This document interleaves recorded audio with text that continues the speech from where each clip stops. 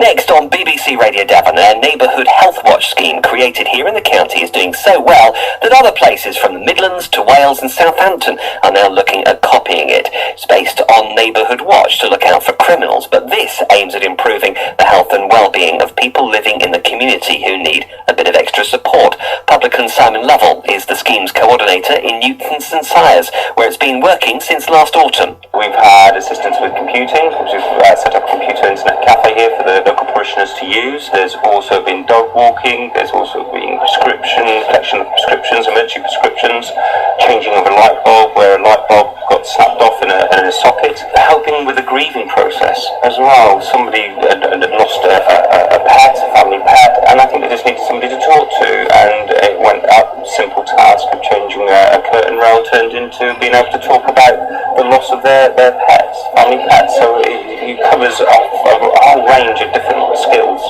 Well, Dr. Peter Aitken is a former GP and one of the co-founders of Neighbourhood Health Watch. Morning, Peter. Is that story we heard there from Newton St Sires a typical variety of areas which these schemes cover? Good morning. Yes, I'm delighted with the progress at Newton St Sires. They've really taken the idea and made it everything it ought to be. We've got about 8 schemes now running across the county, and each of them are finding their own way of connecting trusted community support for health. And the idea was that we would find a way to help people in a neighbourhood have a conversation with each other about the skills that they might share.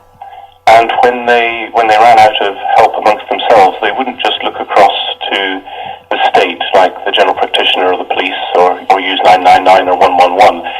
We could help them see that there were charitable organisations and voluntary organisations also there to help.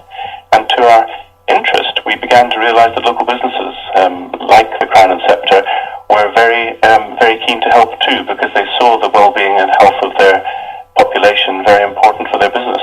Whilst I can see this is a really successful scheme, Peter, doesn't it make you feel a little bit sad that you have to organise this kind of help and support within the community? Whereas there'll be listeners listening this morning thinking, hang on a minute, years ago, this just happened naturally through society. We didn't need organisations or authorities or the local PCSO and the local doctor because everybody knew everybody. They just got on and supported each other.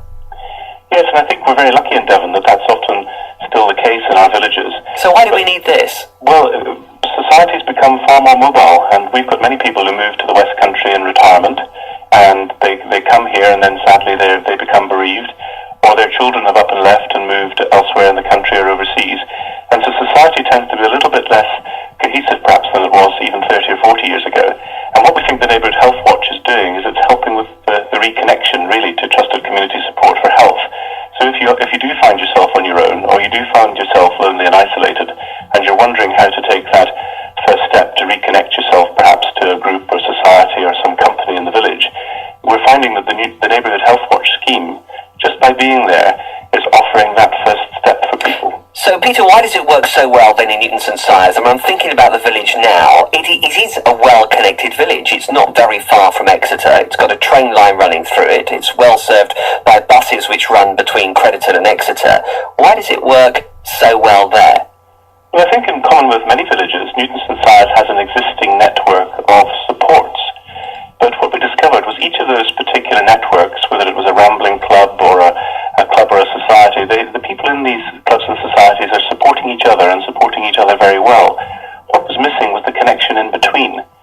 So because there was no connection in between, it was possible for the GP or the police community support officer to know of people living in comparative isolation, even in such a well-organised village.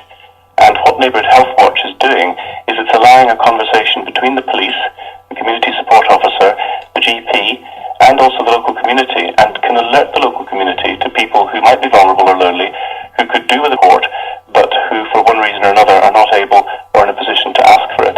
Dr. Peter Aitken, thank you. What do you think about this scheme? Do you already look out for your neighbours? Maybe you're part of one of the other schemes that Peter Aitken has been talking about elsewhere in Devon.